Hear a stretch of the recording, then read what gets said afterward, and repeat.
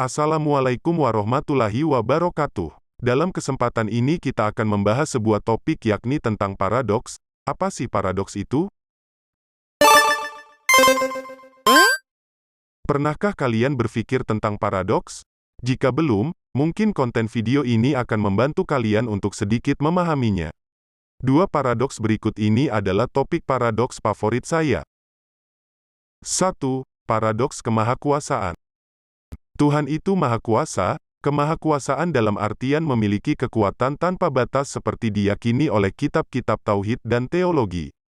Saya belajar hal tersebut di bangku sekolah. Namun terkadang dalam hidup kita dihadapkan pada sebuah paradoks, misalnya apakah Tuhan itu benar-benar maha kuasa? Jika jawabannya ya, maka perhatikan baik-baik pertanyaan ini.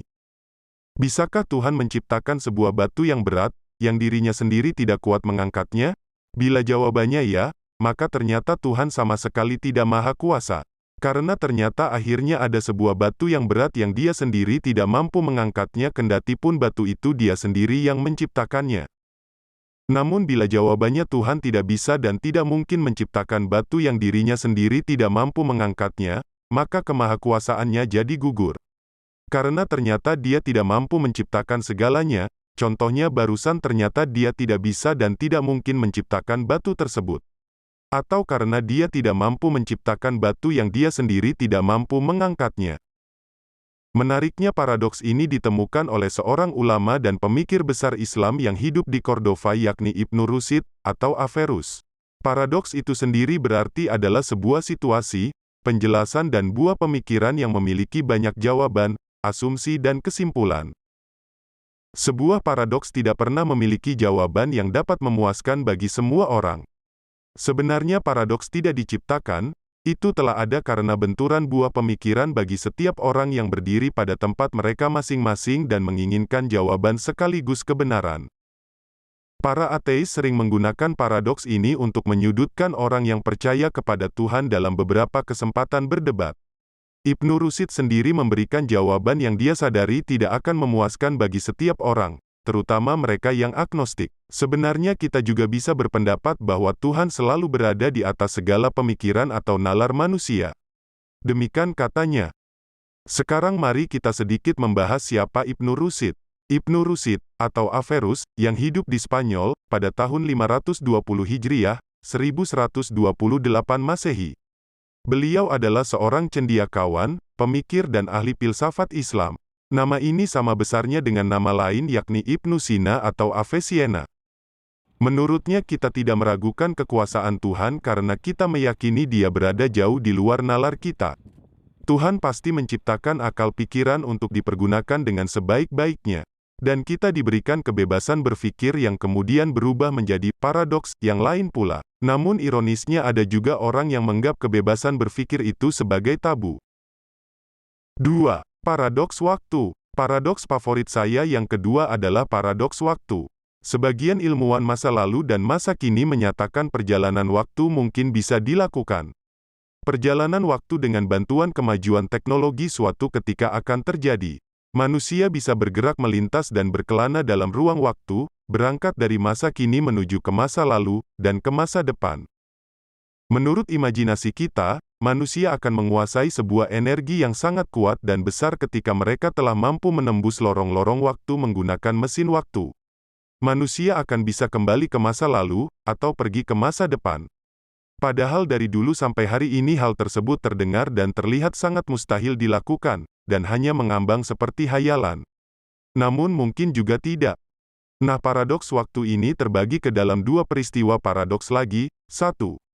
Ke masa lalu, grandfather paradox. Pada kenyataannya sekarang orang-orang di masa lalu telah meninggal, sedangkan orang-orang di masa depan belum lagi dilahirkan. Nah, seorang time traveler bisa mengunjungi orang-orang di masa lampau ketika mereka masih hidup pada zamannya pada penanggalan dan koordinat ruang waktu di tahun berapa saja. Dan bisa juga pergi ke masa depan. Namun tunggu dulu, apa yang akan terjadi jika hal itu dapat dilakukan? Misalnya seorang time traveler atau sang pengembara waktu bernama B melakukan wisata perjalanan ke masa lalu dan bertemu dengan ibunya yang masih gadis remaja, lalu mereka berdua jatuh cinta dan menikah. Dan ibunya itu hamil, apakah anak itu adalah dirinya sendiri? Bukankah seharusnya dia ada karena pada waktu itu ibunya menikah dengan ayahnya dan melahirkan dia? Atau jawablah pertanyaan ini, jika aku pergi ke masa lalu di saat kakekku masih muda dan belum menikah, lalu ku bunuh dia, apakah aku pernah ada di alam semesta ini? Lalu bagaimana kita hidup dengan paradoks seperti itu? Bagaimana sebenarnya posisi paradoks dalam realita yang sesungguhnya? 2. Paradoks masa depan, The Self-Tawin Paradox. Jika paradoks pertama karena kita pergi ke masa lalu, bagaimana jika kita pergi ke masa depan? Bagaimana jika kita siap pergi dengan kapal pengarung waktu kita ke masa depan? Baiklah, mari kita mulai berkelana di usia 19 tahun di tahun 2022 ini. Kita memilih koordinat waktu tahun 20 tahun yang akan datang, yakni pada tahun 2042. Apa yang terjadi? Pertama, kamu akan bertemu dengan dirimu sendiri yang telah berusia 39 tahun, kamu menemukan dirimu dalam usia yang 10 tahun lebih tua. Bagaimana mungkin itu terjadi dalam waktu bersamaan? Apakah kalian akan saling menyapa, kamu yang 19 tahun bertemu kamu yang sudah berusia 39 tahun? Kedua, kamu mungkin akan bertemu dengan ponakan perempuan yang pada masa sekarang masih bayi usia 1 tahun, namun ketika itu dia telah berusia 21 tahun. Ketiga, kamu melihat semua gedung dan kendaraan telah berubah, gadget genggam sudah tidak ada. Jalan-jalan sudah melayang terbang, mobil digerakkan energi matahari. Apa yang dapat kamu lakukan? Mengambil foto-fotonya dan membawanya ke masa kini yang merupakan masa lalu daripada masa depan itu? Apa kamu akan masukkan fakta masa depan itu ke dalam YouTube masa kini? Sungguh realitas yang membingungkan. Keempat, bagaimana jika kamu terbunuh oleh suatu kecelakaan di masa depan? Apakah kamu yang hidup di masa kini dan seluruh masa lalumu lalu menghilang begitu saja, dan kamu di masa depan juga menghilang? Jadi benar-benar paradoks yang membingungkan. Bagaimana dunia menjelaskan realitas dalam kekacauan waktu seperti itu? Demikianlah 2 paradoks favorit saya di masa remaja. Waktu itu saya suka sekali menghayal. Keluarga yang menemukan saya menghayal tentu akan menegur dan memarahi saya. Tentu saja mereka menganggap saya bodoh, saya sendiri juga merasa sangat bodoh.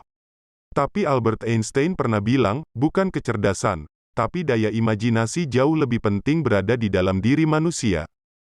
Cukup sekian perjumpaan kita. Jangan lupa dukung channel kami dengan like, bagikan dan subscribe bagi yang belum subscribe.